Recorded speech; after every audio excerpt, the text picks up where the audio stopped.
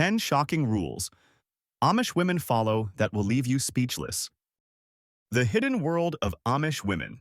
A life beyond modern understanding. In our fast-paced digital world where women are constantly redefining their roles and breaking barriers, there exists a community where time appears frozen. The Amish maintain traditions that seem almost impossible to believe in today's society. Let's explore the extraordinary restrictions and customs that govern the daily lives of Amish women.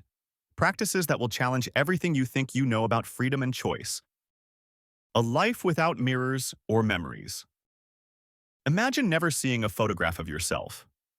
While most of us take thousands of selfies and photos each year, Amish women will live their entire lives without a single image of themselves. This isn't just about avoiding cameras. It's a complete rejection of visual self-documentation based on their interpretation of biblical teachings against creating images. The impact goes far deeper than missing family photos. Most Amish homes contain only tiny mirrors for basic grooming, meaning these women never see their full appearance or witness how they've changed over time. They don't know how others see them, can't study their expressions, and have no visual record of their existence. When they pass away, only handmade quilts, preserved foods, and memories remain as their legacy. No photographs to remember them by. This creates a completely different relationship with self-image. Without constant visual feedback, their identity forms around abilities and character rather than appearance. Concepts like bad hair days or worrying about being photogenic simply don't exist in their mental landscape. The economics of appearance. While American women collectively spend over $50 billion annually on cosmetics, Amish women spend exactly zero. Their faces appear to the world completely natural. No makeup, no jewelry, not even wedding rings. Even on their wedding day, when most brides are at their most glamorous, Amish women wear absolutely no cosmetic enhancement or decorative items. This stems from their commitment to humility. Drawing attention to oneself through beautification is viewed as pride, the fundamental sin that leads to all others. Their natural appearance isn't a choice but a religious requirement that governs every day of their lives. Marriage as complete surrender. In our era of equal partnerships and shared decision-making, Amish marriages operate under a completely different system. The husband serves as the unquestioned head of household, and his decisions are final. An Amish woman doesn't just promise to love and honor. She vows to obey in all things, and this isn't ceremonial language but daily reality. This submission extends to every aspect of life, from major decisions about relocating the family to everyday household management choices. Questioning or challenging a husband's authority is considered disrespectful and sinful. Even in church matters, women don't vote. Only men cast ballots on community decisions, with wives expected to align with their husband's views. What's most striking to modern observers is that many Amish women don't view this as oppressive. Having been raised in this system from birth, with mothers and grandmothers modeling this behavior, most accept their position as the natural order established by God. Their concept of marriage isn't built around romantic fulfillment or personal happiness, but around clearly defined roles that support family and community survival. The fabric of daily life. Every piece of clothing an Amish woman wears is created by her own hands, following community guidelines that haven't changed in centuries. Each settlement has specific rules dictating acceptable fabric types, colors, hem lengths, sleeve designs, and fastening methods. A single dress requires 3 to 4 yards of fabric and up to 7 hours of sewing time. With most women owning only 3 or 4 everyday dresses plus one Sunday dress, they invest over 20 hours of labor just creating their basic wardrobe. These aren't made from patterns or templates. Girls learn by watching their mothers and grandmothers with techniques passed down through generations. By age 12, most can construct an entire dress from memory. What outsiders find most surprising is that these restrictions aren't viewed as limitations but as liberation. Amish women never experience fashion anxiety, body image issues from ill-fitting clothes, or decision fatigue from too many choices.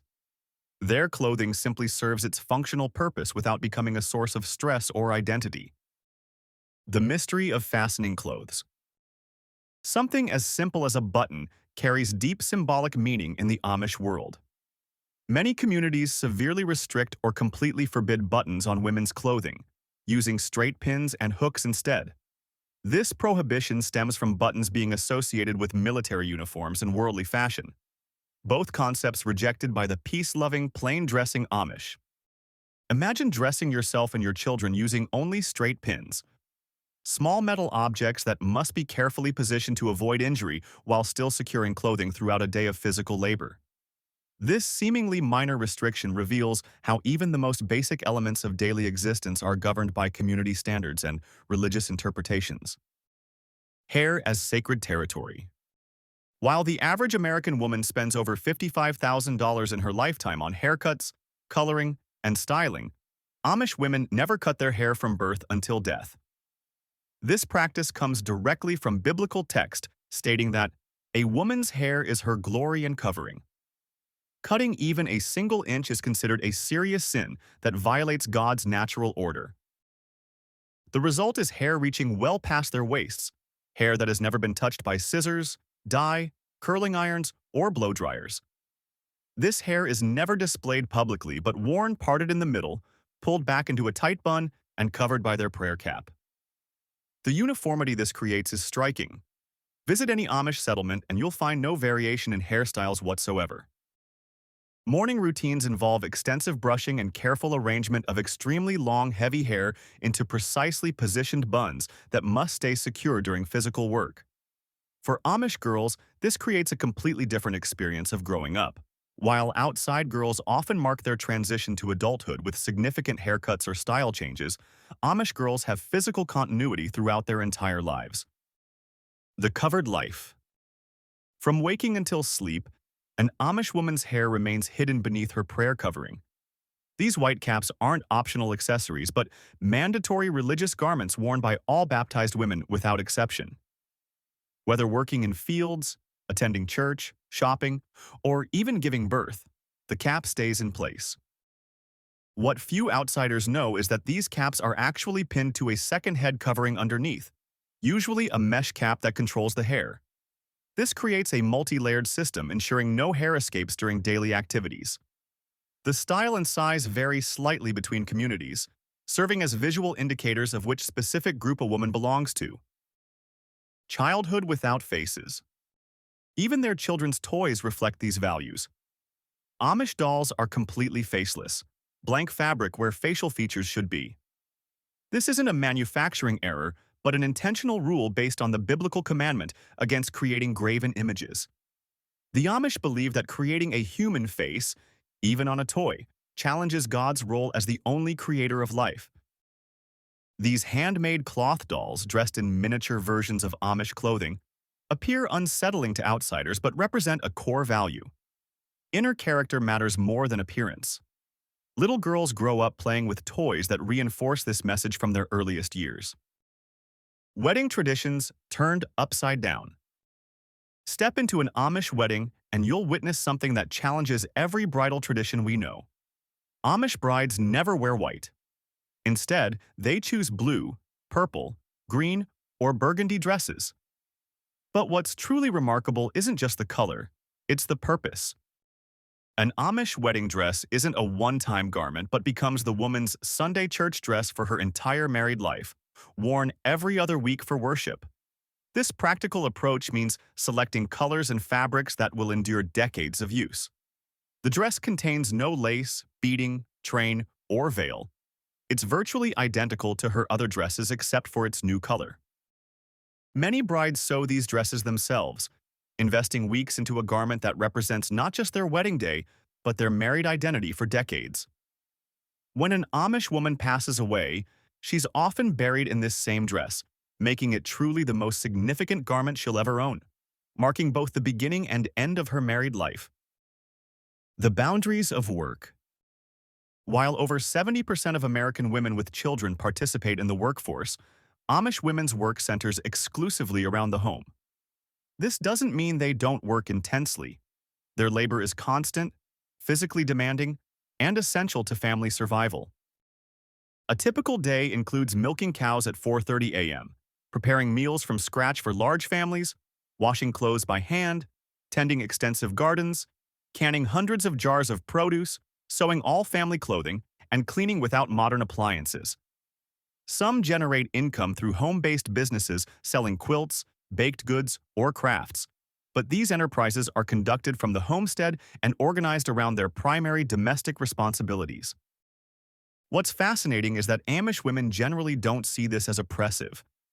Many believe that managing a household is their highest calling, a sacred responsibility rather than a limitation. The concept of having it all simply doesn't exist in their culture. Their definition of female fulfillment centers on domestic excellence and motherhood, creating a value system entirely different from modern ideals. A world apart. These customs reveal a community that exists parallel to our own, yet couldn't be more different. Amish women live deeply rooted in tradition, with boundaries and expectations that most modern women would find unimaginable. But before judging their way of life too harshly, consider what they gain: close-knit communities, clear purpose, and freedom from many anxieties that plague modern society. Their lives remind us that human beings can adapt to radically different ways of living and find meaning and satisfaction even in circumstances that outsiders might view as restrictive. While we may not understand or agree with their choices, their existence challenges us to examine our own assumptions about freedom, fulfillment, and what it truly means to live a meaningful life.